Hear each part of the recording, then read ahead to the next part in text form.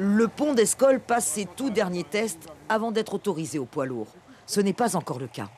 Le pont de la Crique Gabriel vient tout juste d'être achevé. Seuls les véhicules légers peuvent l'emprunter pour le moment. Mais ce n'est plus qu'une question de jours. Le temps de valider ces tests de charge pour que le secteur d'Escol soit aussi accessible aux camions. On fait les épreuves pour vérifier la déformation de l'ouvrage, que cette déformation est vraiment conforme à ce qui est calculé et ce qui est réalisé conformément pour pouvoir donner un feu vert au maître d'ouvrage, la mairie, pour faire passer maintenant définitivement les véhicules sur l'ouvrage.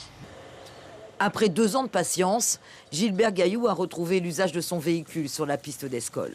Toujours en aussi mauvais état, mais ça y est, ça roule. Pour Gilbert Gaillou et ses 73 ans, ce pont, c'est une libération.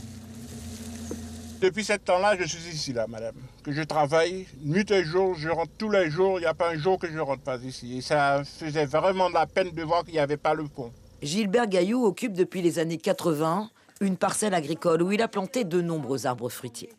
Malgré l'effondrement du pont, Gilbert Gaillou est venu à pied sur sa plantation tous les jours pour ne pas perdre ses récoltes et le fruit de son travail. Mais beaucoup de ses voisins ont quitté Escol en raison de son enclavement sans accès routier. Il y a pas mal de gens qui ont abandonné. Si vous voyez, il n'y a que la forêt maintenant. Il y avait des gens qui travaillaient. Bon, ils sont obligés d'abandonner. Chaque personne a leur courage.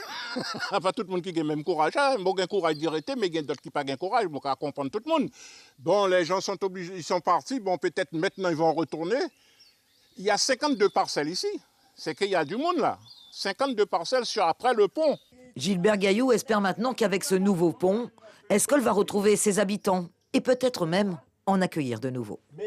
C'est une nouvelle vie pour Escol, puis c'est là les gens pour construire, les gens pour investir. Je dis, bon, avec le pont, moi, je fais un appel. Je dis les gens d'Escol, retournez travailler sur Escol. Parce que l'investissement que la commune a fait, l'État a fait, il faut le rentabiliser. Avant l'effondrement du pont, une 50aine de personnes vivaient dans le secteur d'Escol.